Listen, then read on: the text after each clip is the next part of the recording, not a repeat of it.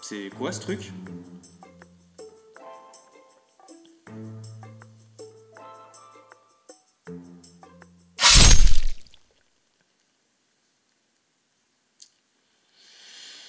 Il se passe des choses bizarres dans cette station.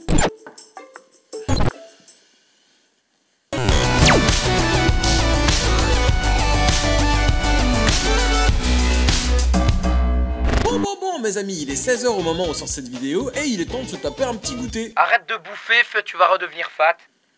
N'importe quoi, hein, ça fait presque 4 ans que je tiens. Ouais, tu fais que bouffer tout le temps, feu. On dirait un alcoolo en manque. Ce n'est que pure calomnie.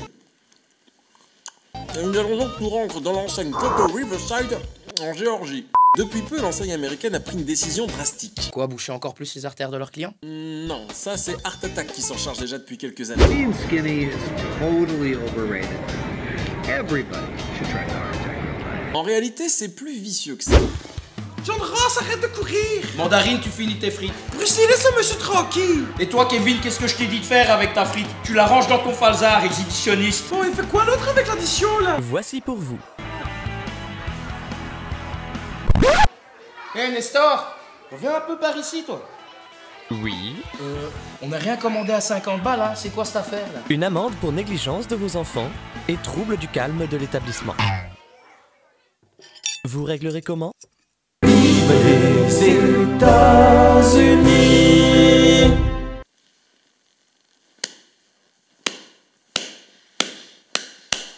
Alors, j'ai pas encore bouffé là, hein, mais je leur mets déjà 5 étoiles, feu. Ça fait des siècles que cette règle devrait être établie dans tous les établissements de cette planète. Ça vous a jamais fait chier de devoir supporter à tout moment ce putain de son? De base, je suis pas de nature misanthrope. Ah ouais. Ta gueule. Mais je vous jure que des fois, l'envie de meurtre me passe par la tête. Et fais pas genre, toi aussi. À la rigueur, si je vois que les parents font un effort pour apaiser ou éduquer leurs gosses, je dis pas, mais je vais vous raconter une anecdote qui s'est réellement passée. J'étais dans la rue quand, tout d'un coup... Et tout d'un coup... Excusez-moi, Oui? j'ai oublié mon portefeuille dans la voiture, tu peux garder mon gosse? Pardon? Ah, j'ai direct appelé les services sociaux! Ouais, bon, cool ta vie, hein, mais on peut revenir à l'article, à Stablift? Ouais. Forcément, une mesure comme ça fait réagir. Du coup, il y a eu deux camps sur les réseaux. Les cons d'un côté et les moins cons de l'autre. Et tu places qui dans quelle catégorie? Je dis pas. D'une part, t'avais les parents qui se sont indignés face à cette mesure, et d'une autre, les gens qui soutiennent le resto pour ce genre d'initiative. Ah tiens, tu m'étonnes. Du coup, ni une ni deux, il y a un mec qui s'est motivé à faire beaucoup de route pour aller dans ce restaurant pour savoir si c'était vrai. Ce à quoi le serveur a répondu: c'est une menace qu'on met pas d'application, c'est juste pour faire peur. Source? Le propriétaire explique avoir mis en place cette politique après la pandémie et surtout qu'il n'a jamais fait payer ce supplément au final. Et je retire mon avis de TripAdvisor. Mais depuis quand tu fais ça? Soit t'appliques ton amende, soit tu la retires, mais tu nous fais pas un entre-deux. Bon, bah monsieur, vous connaissez le tarif, hein? Oh non, s'il vous plaît, c'est la première fois, en plus y a pas de poubelle ici, monsieur. Bon d'accord, mais plus jamais. Ceci est impossible. En plus, faudrait savoir, hein, parce que quelqu'un aurait tweeté que dans ce restaurant, elle se serait bouffé une amende de 50 $. Une coïncidence? Eh ben voyons. Bon, mes amis, revenons en Europe maintenant. Ah, on va encore se faire défoncer. Non, un peu plus au nord. Belgique? Encore plus au nord.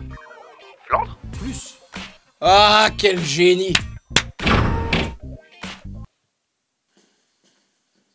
Ah bah bravo.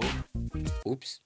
Direction les Pays-Bas à Rotterdam. Et sans plus tarder, un couple qui passe une soirée devant la télé. Boring! Commence pas, toi. Ce soir, dans Complément d'enquête, un malheureux braquage dans une célèbre bijouterie de Rotterdam a eu lieu. Les deux assaillants se sont engouffrés dans le magasin sans remarquer qu'ils étaient filmés. Tout expliquer! Dis-leur ce que t'as fait là! Dis-leur! Petit voleur de merde! Vas-y, dis-leur ce que t'as fait! C'est lui, hein, monsieur l'agent! C'est pas moi. Si, c'est lui! Tu partages ta vie avec quelqu'un à qui tu fais confiance, et à la première occasion, elle te poucave. Ça avait un nom hein, dans les années 40, ce genre de personne.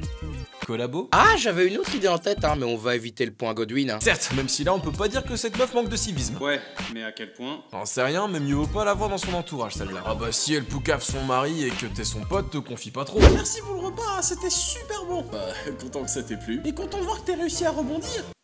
Hein? Bah, tu m'avais pas dit que ta société était en liquidation? Oh, tu sais, il suffit de faire une toute petite arnaque à la déclaration et tous tes problèmes sont réglés, tu fais quoi? Oh bah, j'appelle le service des impôts.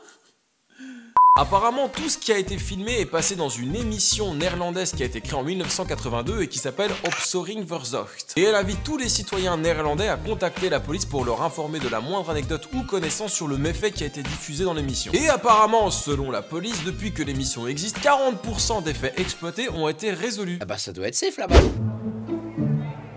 Oh bah tiens, une paire de chaussettes dépareillées, plein de taches, elle est invendable. Ouah, je leur débarrasse.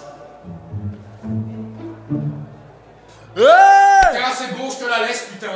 Bon, pour en revenir à Opsporing Verzocht, c'est une action qui a été mise en place par le groupe audiovisuel Avrotos, la police et le ministère public. Ce qui veut dire qu'elle est financée par le contribuable. Et que se paye à payer sa propre affiche de recherche. Putain. Même Cardi B, elle prend pas autant dans le cul. La monétisation. Putain. En tout cas, une fois arrivé chez les flics, le bonhomme a été instant placé en garde à vue. C'est les flics qui ont dû bien se marrer, ouais. Oh tiens, j'y sais, regarde, c'est lui qui a été balancé par sa femme. Oh, dis. Qu'est-ce qu'il doit sentir baiser, celui-là? Ouais, moi je sais que ma femme, je peux lui faire confiance. 20 années de mariage, pas un seul problème. Attends, tu parles de Patricia, là? Ouais, pourquoi? Non, non, rien. Eh, j'y sais, reviens un peu, dis. Bon, pour conclure cet épisode, hein, on va rester dans le thème de l'amour, hein, car ça semble bien parti, et puis la période s'y prête. Et quoi de mieux en cette période de l'amour que d'être auprès d'un être cher qui nous dorlote, nous fait du bien, nous prépare un bon petit café chaud et réconfortant, comme cette femme. Ok, bon, déjà, chelou d'avoir des caméras de surveillance chez toi, mais bon, passons.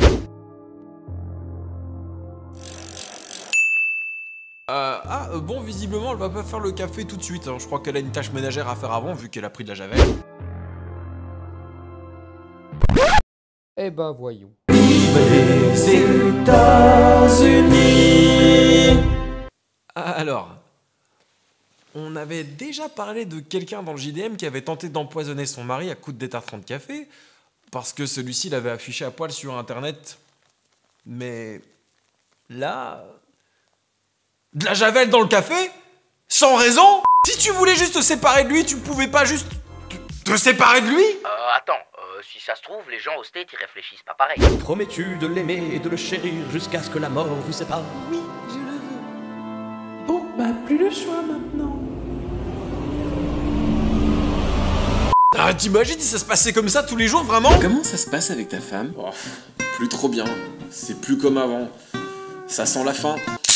Ça serait pas encore une histoire d'assurance maladie, des fois? Ouais, c'est vrai que c'est légion dans ce pays, sauf que là, c'est pas détaillé dans l'article. Heureusement qu'ils se sont pas mariés à Vegas, ceux-là. Je vous déclare... mari et femme.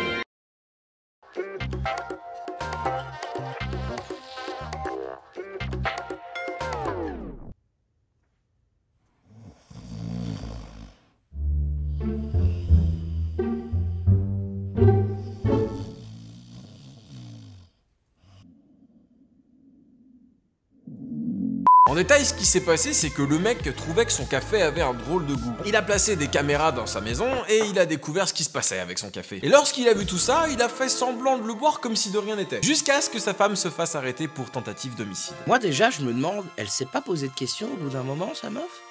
Hein? Bah, au bout du 10e café, elle s'est pas dit que le paye avait quand même l'air encore en forme pour quelqu'un qui boit du café à la javel? J'aurais tenté autre chose au bout d'un moment. Il est bon ton café? Oui, oui. Miam, miam. Et là? Oui. Et puis à l'autopsie, meuf. Il l'aurait trouvé la javel dans son organisme. Ouais, mais encore une fois, c'est les States, hein. Alors? Eh bien, on a retrouvé des traces de javel dans l'organisme. Pourquoi est-ce qu'elle aurait fait ça? Et voilà, c'était l'épisode 87 du journal du Micmac, j'espère qu'il t'a plu, si c'est le cas n'hésite pas à le partager pour faire découvrir l'émission à tes potes notamment. Et si jamais tu souhaites continuer à nous aider pour qu'on puisse continuer à faire cette émission le plus longtemps possible, n'hésite pas à balancer une petite pièce dans le chapeau via le Tipeee, tout est dans la description, si tu veux notamment me suivre sur les réseaux sociaux pour pouvoir ne nous louper aucune actualité. Je vous retrouve très prochainement pour un nouvel épisode du journal du Micmac, je vous remercie à tous de suivre l'émission depuis si longtemps, plein de bisous et à bientôt sur internet, salut.